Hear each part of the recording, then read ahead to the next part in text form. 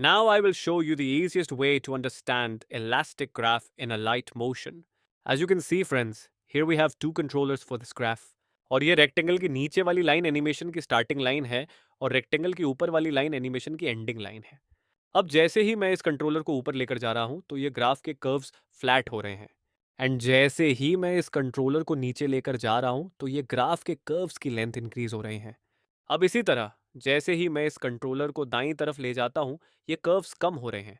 And जैसे ही मैं इस कंट्रोलर को बाईं तरफ ले जा रहा हूँ ग्राफ के कर्व्स बढ़ रहे हैं। अब जैसे ही हम इस कंट्रोलर को नीचे करेंगे तो ग्राफ के कर्व्स की लेंथ्स डिक्रीज होंगे एंड ये कर्व्स कंप्लीटली फ्लैट भी होंगे। एंड जैसे ही हम इस कंट्रोलर को ऊपर ले जाएंगे तो ग्राफ के कर्व्स की लंबाई बढ़ जाएगी। अब यहाँ आप देख सकते हैं कि इस ग्राफ में ग्राफ के स्टार्टिंग कर्व्स स्टार्टिंग लाइन से बहुत दूर हैं और एंडिंग कर्व्स एंडिंग लाइन से ऊपर हैं। इससे हमारी एनिमेशन कुछ इस तरह होती है। इस एनिमेशन को आप ध्यान से देखें तो एनिमेटेड एलिमेंट एंडिंग पॉइंट से भी और दूर तक जा रहा है और यह एलिमेंट रिटर्न होते समय स्टार्टिंग पॉइंट पर नहीं आ रहा है। क्योंकि हमने इस एनिमेशन की ग्राफ में स्टार्टिंग एंड एंडिंग कर्व्स को स्टार्टिंग एंड एंडिंग लाइन से दूर किया है, इसलिए यह element starting and ending point से दूर तक जा रहा है। जैसे कि आप ग्राफ एडिटर में देख सकते हैं, हमने स्टार्टिंग और एंडिंग कर्व्स को कुछ इस तरह स्टार्टिंग और एंडिंग लाइन से दूर किया है।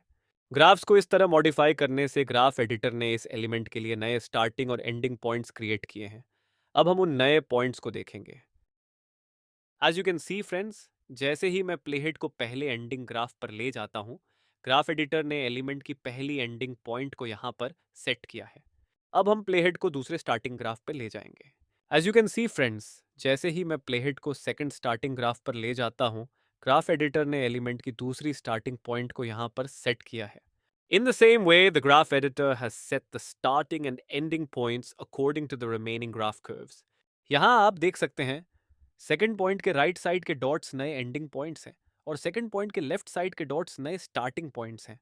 ये पहला एंडिंग पॉइंट है, ये दूसरा, ये तीसरा और ये आखिरी एंडिंग पॉइंट है। इसी तरह ये पहला स्टार्टिंग पॉइंट है, ये दूसरा, ये तीसरा और ये आखिरी स्टार्टिंग पॉइंट है। एंड हमारी एलिमेंट की एनिमेशन भी इन्हीं पॉइंट्स के अनुसार प्ले होती है। That's it for this graph, friends. Now we will move on to the next graph type.